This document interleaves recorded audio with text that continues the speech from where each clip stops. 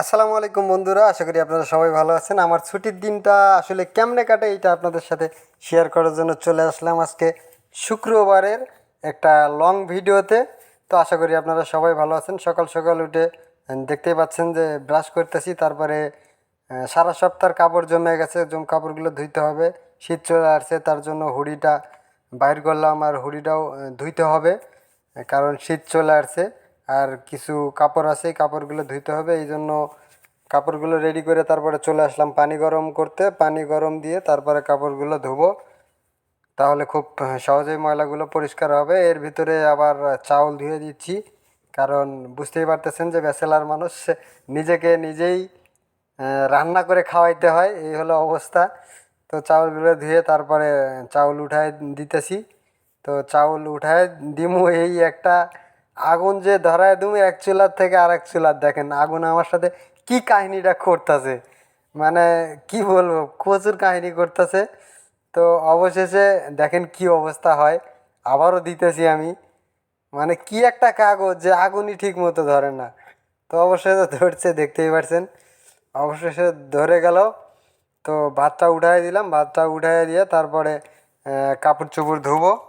কাপড় চোপড় এদিকে পানিও কাপড় ধোয়ার জন্য যে পানিগুলো গরম করছিলাম, গরম করতেছিলাম, পানিগুলো গরম হয়ে গেছে। কাপড়গুলো ধোয়ার জন্য প্রস্তুতি নিয়ে নিচ্ছি। কাপড় ধোয়া আসলে ভিডিও আপনাদের সাথে শেয়ার করতে পারতেছি না, কারণ একা একা ভিডিও করতে হয়। তারপর গোসল টোসল করে নামাজ পড়ে এসে, যদিও রাতের তরকারি রান্না করা ছিল, সেই তরকারি দিয়া ইনশাল্লাহ খাওয়া দাওয়া শুরু করে দিছি। তো সবাই দাওয়াত থাকলো, সবাই খাবেন ইনশাল্লাহ। তো তারপরে শেষ বিকালে, যেহেতু ছুটির দিন, বাসায় আসি, আসলে একা একা এক রুমে থাকি, বোর হয়ে যাচ্ছিলাম।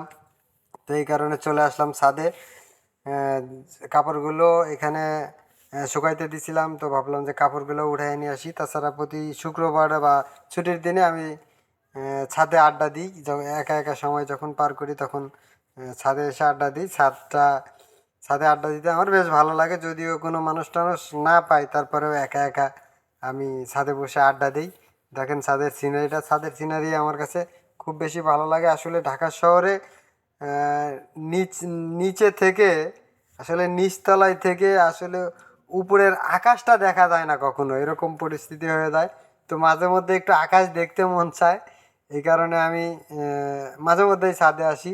ছাদে এসে বসে থাকতে আমার বেশ ভালো লাগে। আমাদের বাসার দুইটা পিচ্চি চলে আসছে অলরেডি, আইসা ছাদের উপর খেলাধুলা করতেছে, গল্প করতেছে। তো এই হলো আজকে আমার ছুটির দিনের গল্প। তো সবাই ভালো থাকবেন, সুস্থ থাকবেন, সবাই সবার জন্য দোয়া করবেন ইনশাল্লাহ।